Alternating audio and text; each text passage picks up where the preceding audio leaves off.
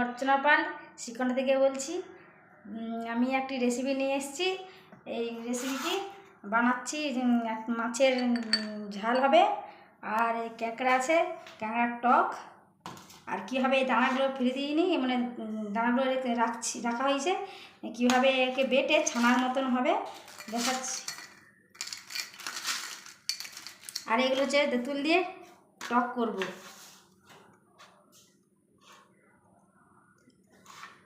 আর এই ডিমগুলো আমি ভেজে নেব। আর এটা মাছের ঝালের রেসিপি, মাছের ঝাল দেব, মাছের ঝাল। এই মশলাগুলো দিয়ে বাটা হবে, বেটে নেবো। আর এটা হচ্ছে ডিমগুলো ভেজে নেব। যেটা পাচ্ছি গ্যাসটা জেনে নিচ্ছি। তেল দিচ্ছি কড়াই প্রথমে।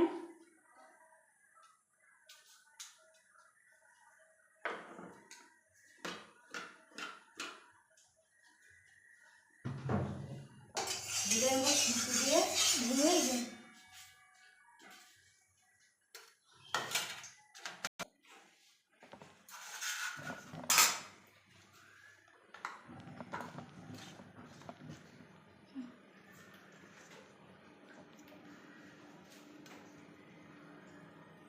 মাছটায় হলুদ মাখিয়ে দেবো।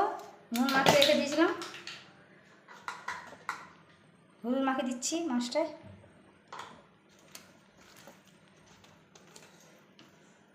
ভালো করে মাখিয়ে নিতে হবে।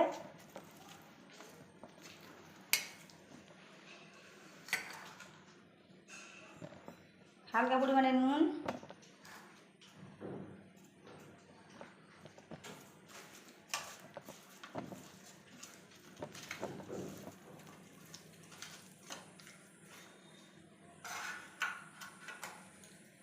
কড়ার তেলটা গরম হয়ে গেছে, এবার মাছটা তুলে দিচ্ছি।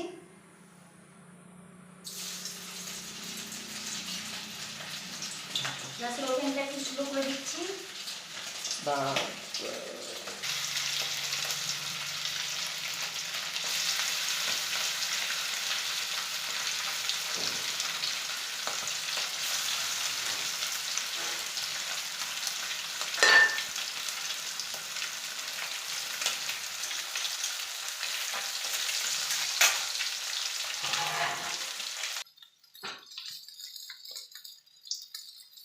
মাছটা ভাজা হয়ে গেছে, এবার নামিয়ে নিচ্ছি।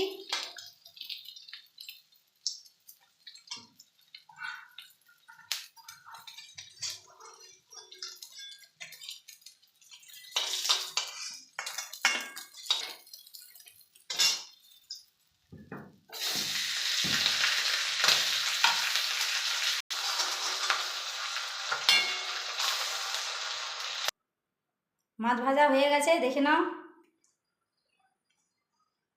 আছে পেঁয়াজ, আদা আর লঙ্কা বাটা, পেঁয়াজ আদা লঙ্কা বাটা। এটা হচ্ছে কাঁচা লঙ্কা, টমেটোর আর জিরে বাটা। কাঁচা লঙ্কা, জিরে বাটা, টমেটোর, আর এটা হচ্ছে তোমার পেঁয়াজ, লঙ্কা, আদা বাটা দিয়ে মাছের ঝাল করব। যখন নুন, হলুদ,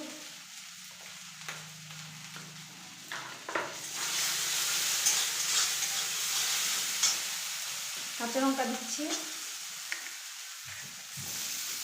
টমেটো, জিরে বাটা।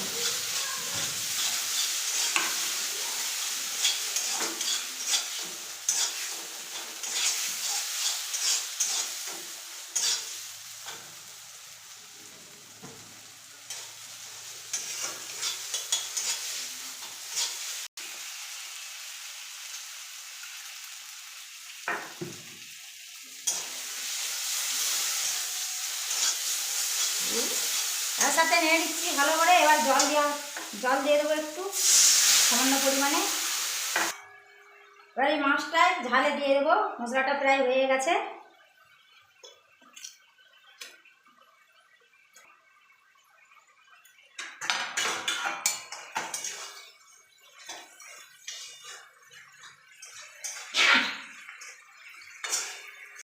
নামিয়ে নিচ্ছি। গ্যাসের ওভেনটা বন্ধ করে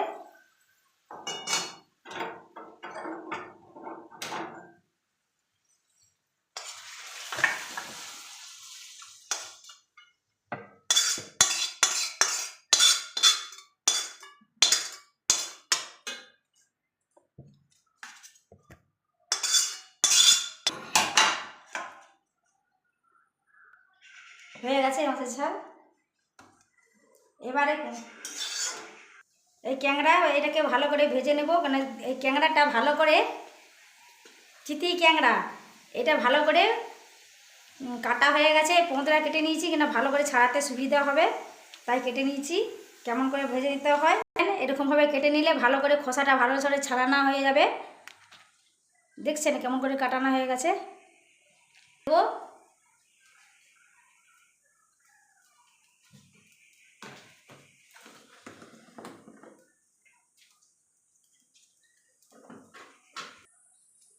এই তেলটা গরম হয়ে গেছে, অল্প করে তেল দিয়েছি। এবার এই ক্যাংড়াটাকে দিয়ে দেবো।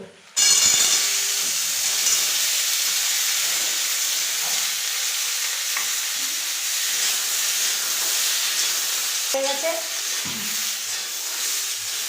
এরকম লাল হয়ে যাবে তবে নাড়িয়ে ভালো করে এগুলো ভালো করে নেড়ে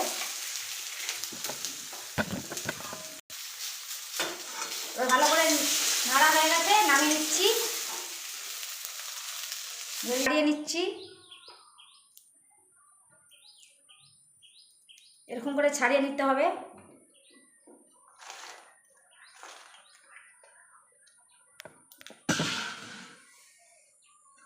এইভাবে ছাড়িয়ে নিতে হবে। তো এই যে কাটা আছে, কাটার মধ্যে এমন হাতটাকে ঢুকিয়ে এমন করে ছাড়িয়ে নিতে হবে।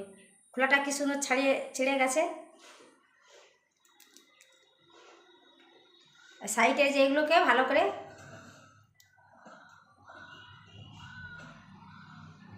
এরকম করে সবগুলোকেই এমন করে ছাড়িয়ে নিতে হবে, সবগুলোকেই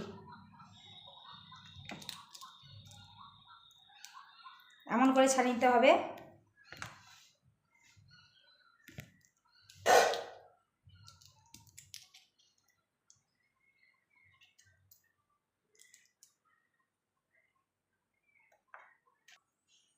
দেখো ক্যাংড়াগুলো কেমনভাবে ছাড়ানো হয়ে গেছে, খোলা সমেত। কীরকম ঘি বাড়িয়ে গেছে, এই ঘিগুলো বেরিয়ে গেছে। আর আমরা ক্যাংড়া সরাসরি ছাড়িয়ে ফেললে এগুলো ফেলিয়ে দেওয়া হয়, কিন্তু এই ক্যাংড়াগুলো বেটে ছানা মতো যে বেরোবে তা দিয়ে আমি টক করব। কেমন করে বেরোয় আমি দেখাচ্ছি বেটে। আর এই সরষে নেব,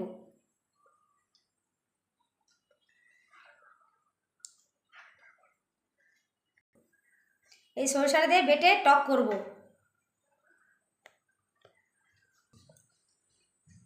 বাটা হয়ে গেছে, কীভাবে বাটা হয়ে গেছে। একটু ভালো করে জল দিয়ে দিচ্ছি, গুলিয়ে নেব।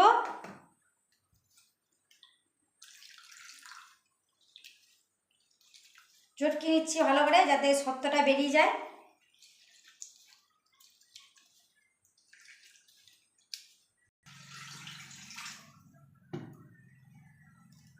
হয়ে গেছে, এবার এগুলো ভালো করে নিংজিয়ে নিচ্ছি। এই শক্তগুলো বার করে নিচ্ছি এতে।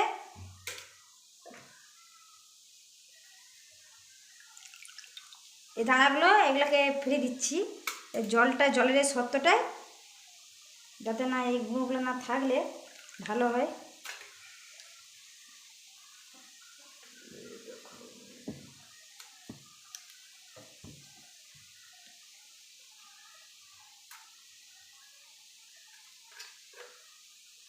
জলটা ফুটে গেছে, এবার এটা আমি এতে ঢেলে দিচ্ছি।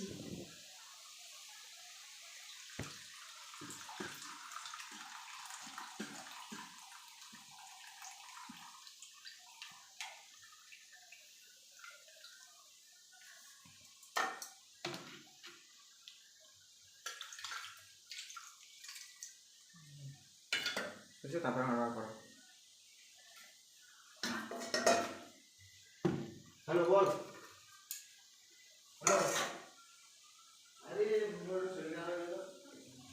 ঢাকটা দেখাতে হবে।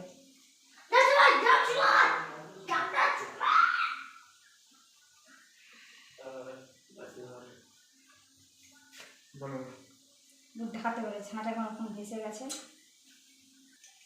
ছানার মতো ভেসে গেছে, জলটা ছানার মতো হয়ে গেছে।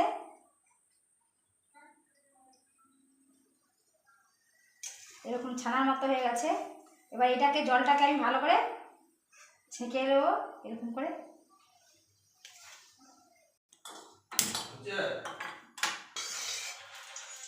ঠিক আছে,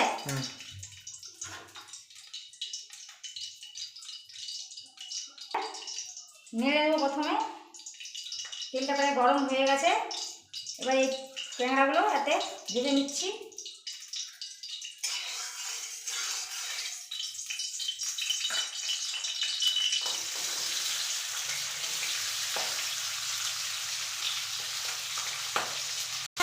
কি করবে, এটা টক করবো, ভেজে নিই ভালো করে। এইটা ভালো করে ভেজে রেখে দিয়ে এই যে এটা দিয়ে টক করবো।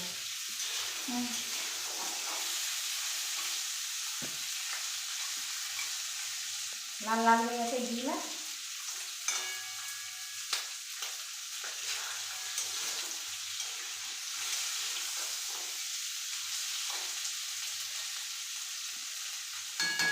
তিনটা উঠছে যাবে।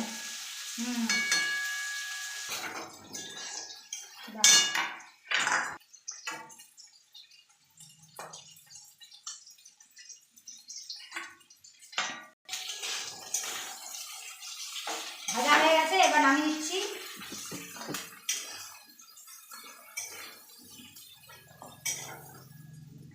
খুবই সুন্দর মনটা ভাজা হয়েছে, কত সুন্দর লাল হয়ে খেতে ইচ্ছে হচ্ছে।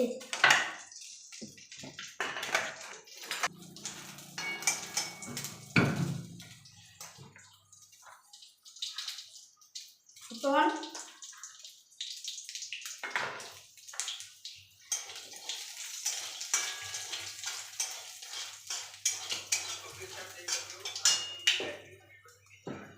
ওই তুমি দাঁড়িয়ে থাকিস নি, তাহলে বলবো যে অনেক উঁচু, অনেক বড় হয়ে গেছে।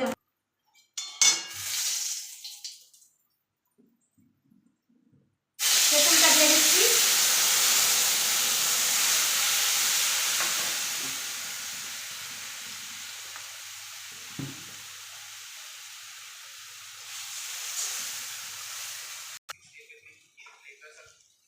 নুন, হলুদ,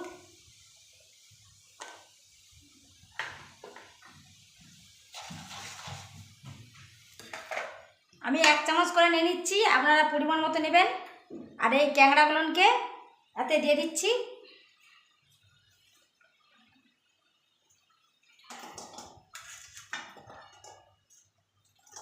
হালকা সরষের তেল দিয়ে নামিয়ে নেব। এবার এই ছানাটা দিয়ে দিচ্ছি, এই যে ট্যাংরার দাঁড়ার যে ছানাটা বেরিয়েছে এটা এর সঙ্গে দিয়ে দিচ্ছি। দাঁড়াতে পারছে না। আর এই সরষে বাটা,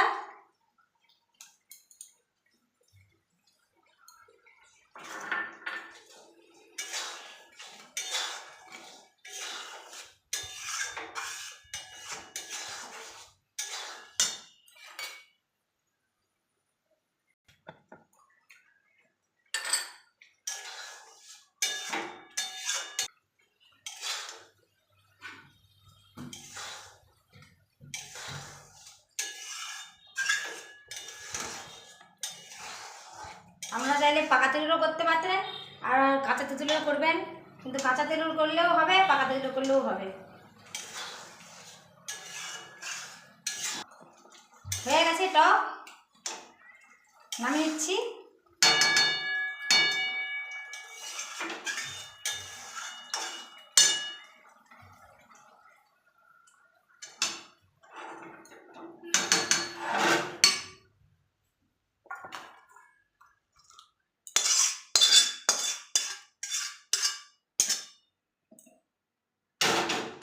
দেখুন এরকমভাবে টকটা রান্না করতে হবে।